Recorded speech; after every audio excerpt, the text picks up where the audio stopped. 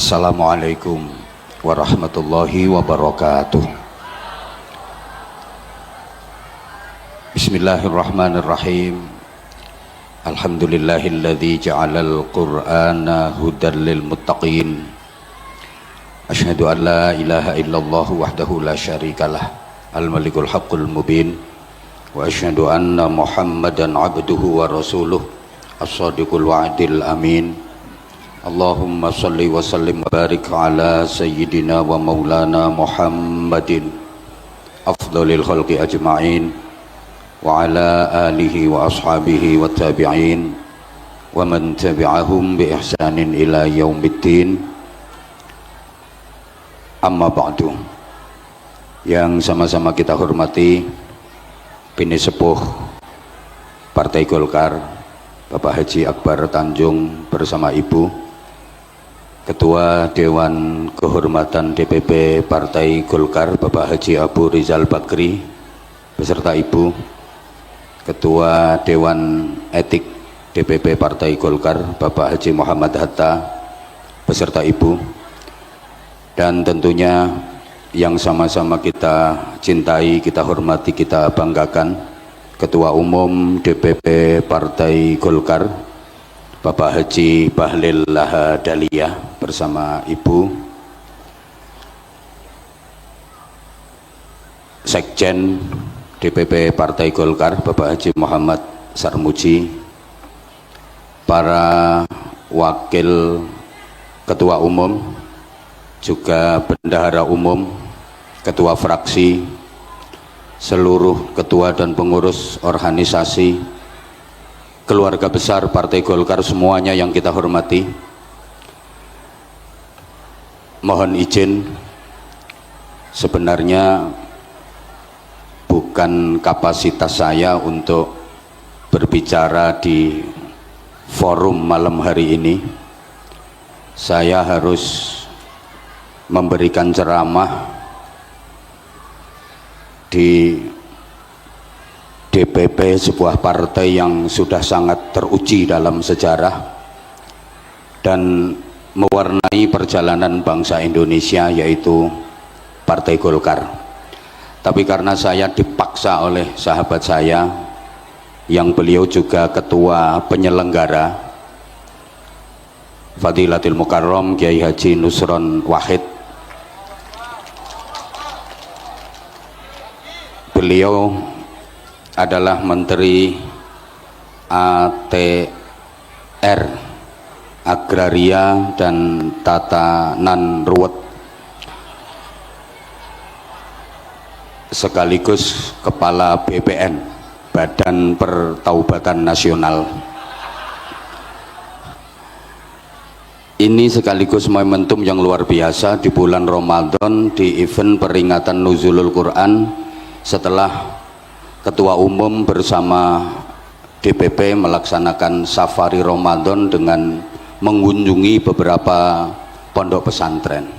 60 tahun usia Partai Golkar ini sejarah yang cukup panjang. Sejarah itu penting kalau kita telaah dengan seksama. 2/3 isi Al-Quran itu adalah sejarah. Sehingga sejarah itu sangat penting. Sejarah itu aslinya bahasa Arab syajaroh, artinya pohon. Tapi karena lesan masyarakat kita mau mengucapkan syajaroh itu repot, maka diambil gampangnya sejarah. Apalagi orang Jawa, ridho dibaca lilo, khairun dibaca kirun, syukuron syukuran, itu orang Jawa. Syahadatain dibaca sekaten, kalimah syahadah dibaca kalimosodo, itu orang Jawa. Orang tua dulu kita itu bersin maunya baca alhamdulillahirabbil alamin, tapi karena nggak bisa andulamin gitu. Jadi sejarah itu aslinya bahasa Arab syajaroh, artinya pohon. Bukan satu kebetulan kalau Partai Golkar itu lambangnya adalah sebuah pohon. Pohon apapun itu pasti mengalami 3 fase, 3 tahapan. Pertama fase tunas, kedua fase puncak, dan yang ketiga fase tumbang. Tunas, puncak, dan tumbang. Kebangkitan, keemasan, dan kehancuran. Perintis, penerus, dan pewaris. Maka sejarah itu memiliki 3 kekuatan yang masing-masing mewakili zamannya. Ada masa lalu, ada masa kini, dan ada masa depan. Dulu, sekarang, dan nanti. Telah, sedang, dan akan. First time, present time, and next time. Masing-masing ada wakilnya. Masa lalu diwakili oleh generasi tua, masa kini diwakili oleh generasi dewasa, dan masa depan diwakili oleh generasi muda. Maka dalam bahasa sejarah, siapakah orang tua?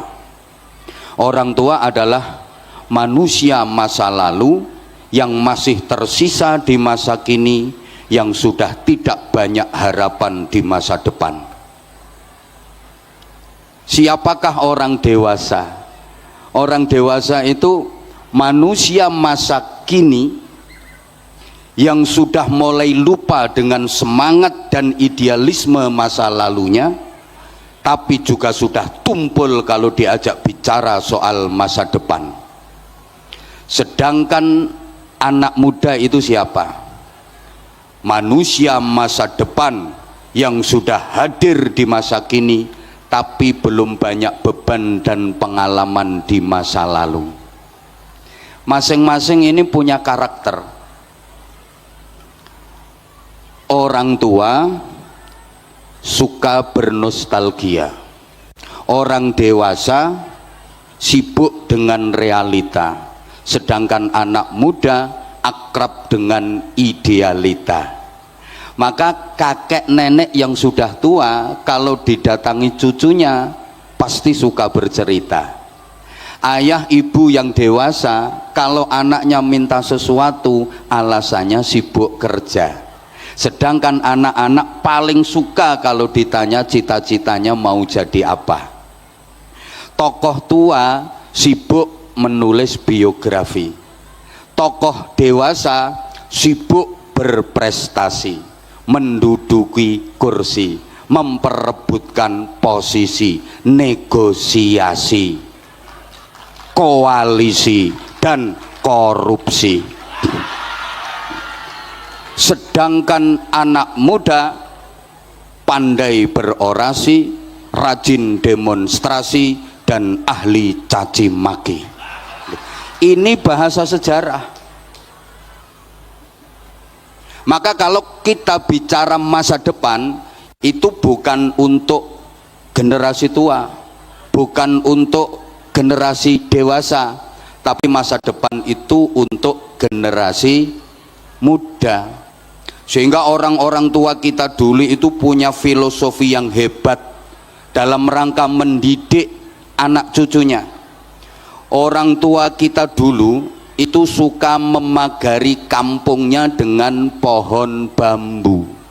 Mungkin di sebagian daerah Bapak Ibu masih banyak kampung-kampung yang dipagari sekelilingnya dengan pohon bambu. Ini filosofi yang luar biasa.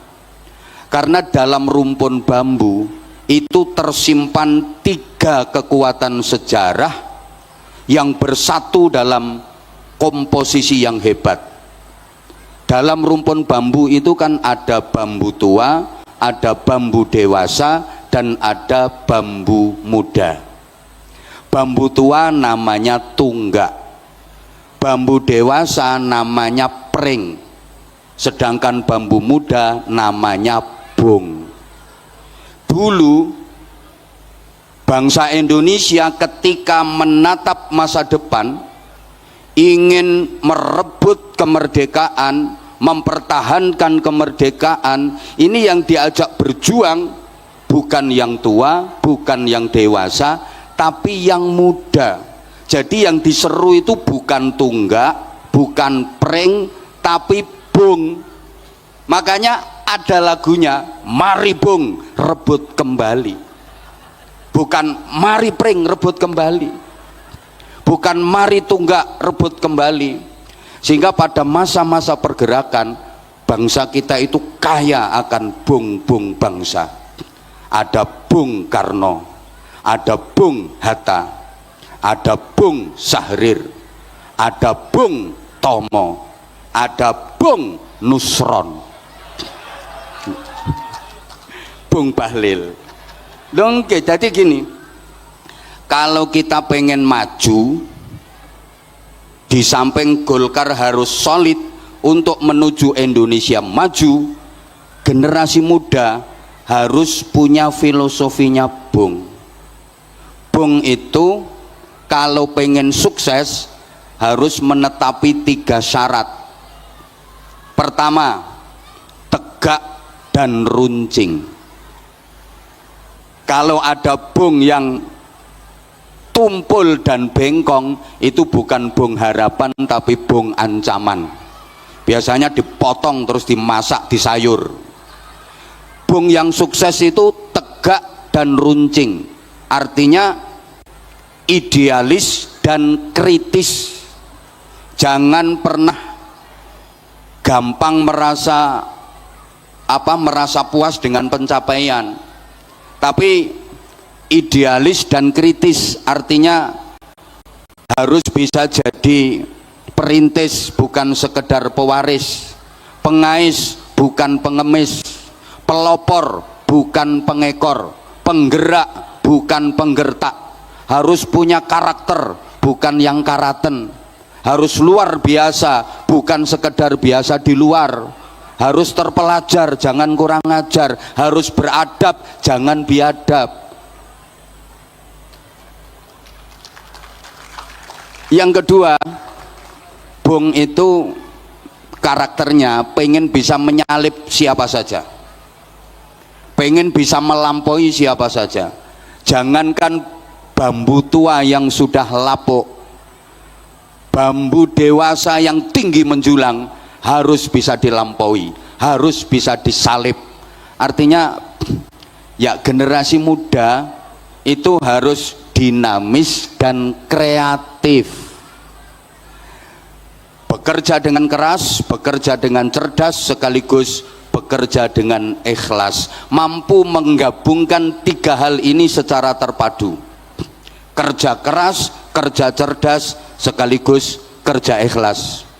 Kerja keras itu kerja pakai otot, kerja cerdas itu kerja pakai otak, sedangkan kerja ikhlas itu kerja pakai hati.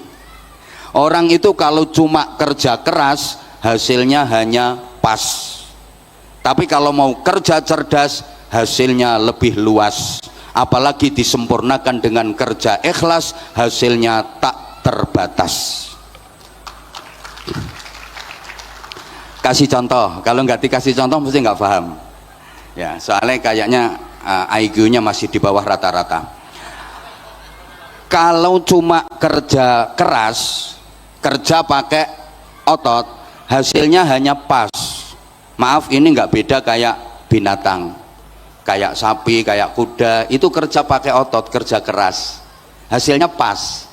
Sapi suruh bajak di sawah, kuda suruh narik dokar, hasilnya pas, paling sehari 100.000 200.000.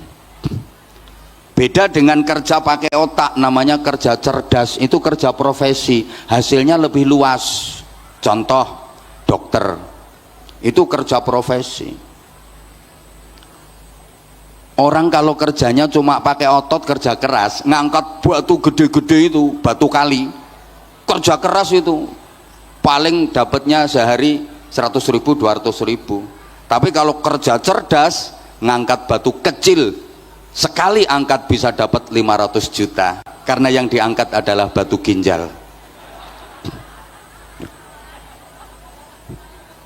hasilnya lebih luas, apalagi disempurnakan dengan kerja pakai hati, kerja ikhlas, hasilnya tak terbatas. Contoh kiai.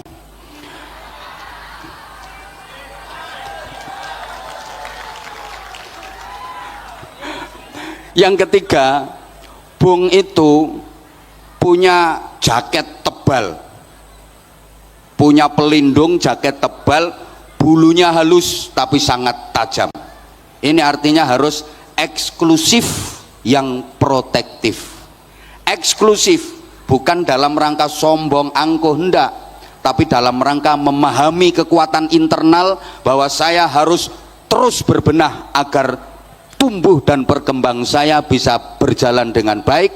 Saya harus bisa tumbuh tinggi menjulang, bukan hanya melampaui tunggak generasi tua, tapi saya juga harus bisa melampaui pring generasi dewasa yang sudah tinggi menjulang. Karenanya Bung harus sadar bahwa pupuk terbaiknya adalah tunggak.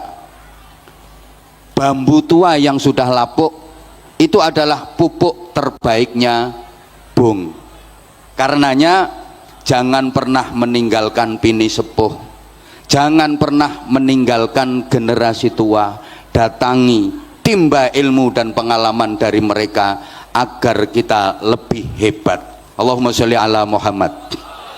Nah, kalau bicara soal masa depan, jamaah rahimakumullah, Al-Quran memberikan petunjuk kepada kita dalam doa yang sering kita baca dan kita sering sebut sebagai doa sapu jagat.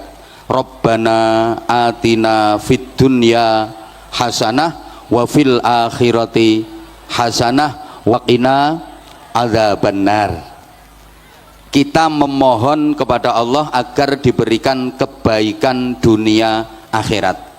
Doa ini juga mengajarkan kepada kita bahwa masa depan itu ada dua. Ada masa depan fid dunya, ada masa depan fil akhirah. Ada masa depan duniawi, ada masa depan ukhrawi. Ada masa depan sebelum mati, ada masa depan sesudah mati. Bapak Ibu, kalau misalnya panjenengan saya ajak bicara dan berpikir soal masa depan, kira-kira yang terlintas di pikiran dan benak panjenengan itu masa depan yang sesudah mati apa masa depan yang sebelum mati? Halo?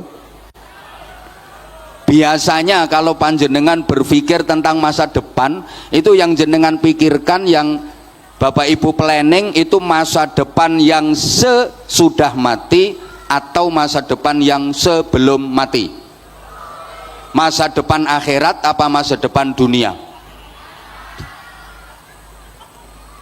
Kalau yang jawab akhirat itu kayaknya ada bohongnya, karena kita udah dikritik sama Allah, bal tu'thirunal hayatat dunia. Rata-rata manusia itu lebih mementingkan dunia, lebih memprioritaskan dunia daripada akhirat. Coba kita buktikan, dunia itu simbolnya harta, akhirat itu simbolnya pahala. Kira-kira lebih tertarik pahala apa harta? Dunia itu simbolnya bayaran, akhirat simbolnya ganjaran. Kira-kira panjenengan lebih tertarik ganjaran apa bayaran? Selama ini aktivitas harian panjenengan itu targetnya untuk mencari ganjaran apa bayaran? Di zaman sekarang ini orang disebut berhasil dan sukses itu ukurannya yang banyak ganjarannya apa yang banyak bayarannya? Orang dianggap sukses dan berhasil itu yang banyak pahala apa yang banyak harta? Oke, udah mulai sadar. Sekarang Bapak Ibu misalnya punya planning mau membangun rumah yang layak huni, yang nyaman. Kira-kira yang di planning itu rumah yang akan ditinggali selamanya atau rumah yang akan ditinggalkan selamanya? Halo? Dijawab dong. Kira-kira yang di planning, dipikirkan, direncanakan itu rumah yang akan ditinggali selamanya atau rumah yang akan ditinggalkan selamanya? Ya, mestinya dua-duanya. Rumah yang akan ditinggalkan selamanya, rumah di dunia. Ya kita pikir, rumah yang akan ditinggali selamanya, rumah yang di surga, lebih wajib kita pikirkan. Bapak Ibu, seluruh jamaah yang saya hormati rahimakumullah, mindset berpikir kita harus benar. Rumah dunia itu rumah yang akan kita tinggalkan selamanya, sedangkan rumah yang akan kita tinggali selamanya adalah rumah yang di surga. Sekarang pertanyaan saya tolong dijawab, ini nanti juga akan jadi pertanyaan, yang bisa jawab dapat hadiah umroh gratis. Rumah dunia dengan rumah surga itu lebih bagus mana? Surga. Lebih indah mana? Surga. Lebih mewah mana? Surga. Tapi anggaranmu untuk bangun lebih banyak mana?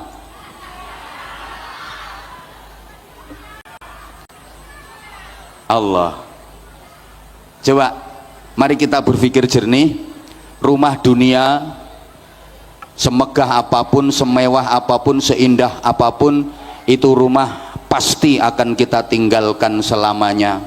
Kalau sudah ditinggalkan, nggak ada gunanya, nggak ada manfaatnya, nggak bisa membantu, nggak bisa menolong, dan nggak ada yang dibawa serta. Betul? Ada orang ke kuburan bawa cendela, genteng satu aja ndak. Itu sifatnya hanya rumah dinas. Rumah dunia itu sebagus apapun, semegah apapun, seindah apapun, semewah apapun, sifatnya hanya rumah dinas. Boleh kita tinggali selama kita masih punya jabatan. Kayak Menteri ATR dan Kepala BPN, beliau pasti punya rumah dinas. Itu boleh ditinggali beliau selama beliau masih menjabat sebagai menteri. Begitu jabatan purna, rumah dinas harus ditinggalkan hari itu juga tanpa toleransi.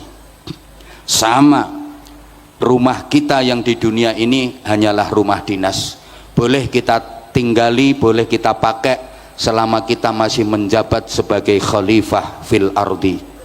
Begitu jabatan khalifah fil ardi selesai, inna lillahi wa inna ilaihi rajiun, hari itu juga rumah harus kita tinggalkan tanpa toleransi, kecuali kalau matimu malam hari. Boleh nginep, tapi nggak lama-lama, mentok semalam. Besok langsung diterbangkan pakai pesawat paling canggih di dunia, namanya Keranda Airlines. Pindah ke rumah singgah sementara, ukurannya cuma 1 kali 2 meter, tahan gempa, anti petir. Kuburan gitu, bangun biayanya sampai puluhan miliar. Padahal itu akan kita tinggalkan selamanya, nggak ada guna, nggak ada manfaatnya lagi, nggak bisa membantu, nggak bisa menolong. Betul? Betul? Sedang rumah yang akan kita tinggali selama-lamanya adalah rumah yang di surga. Pertanyaannya, sudah punya kapling di sana apa belum?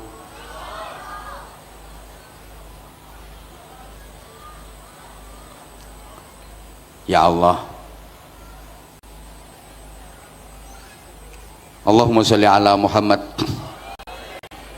Maka Bapak Ibu jamaah rahimakumullah, supaya kita nggak salah langkah, supaya kita nggak salah pilih, maka kita sebagai seorang mukmin harus bisa menyikapi dengan benar.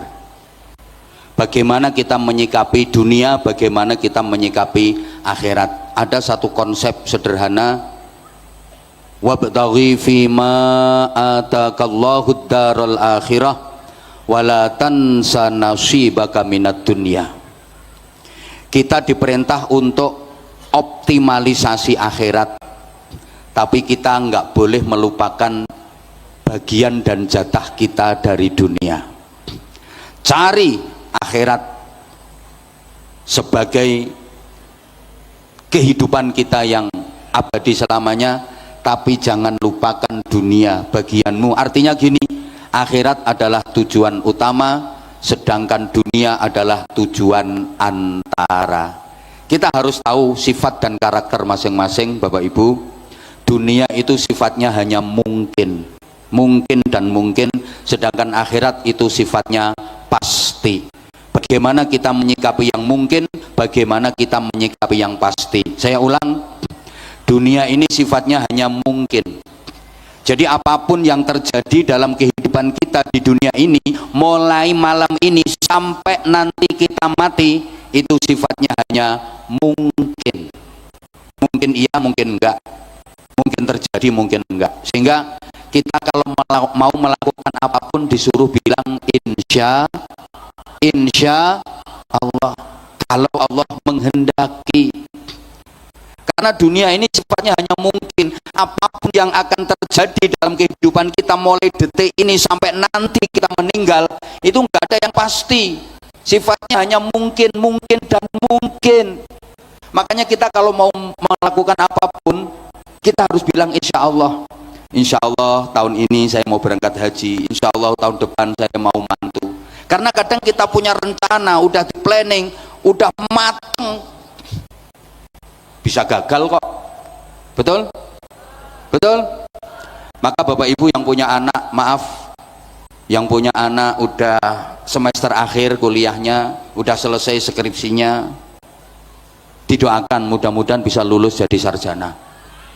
Karena itu hanya mungkin kok jadinya sarjana, bisa jadi gagal.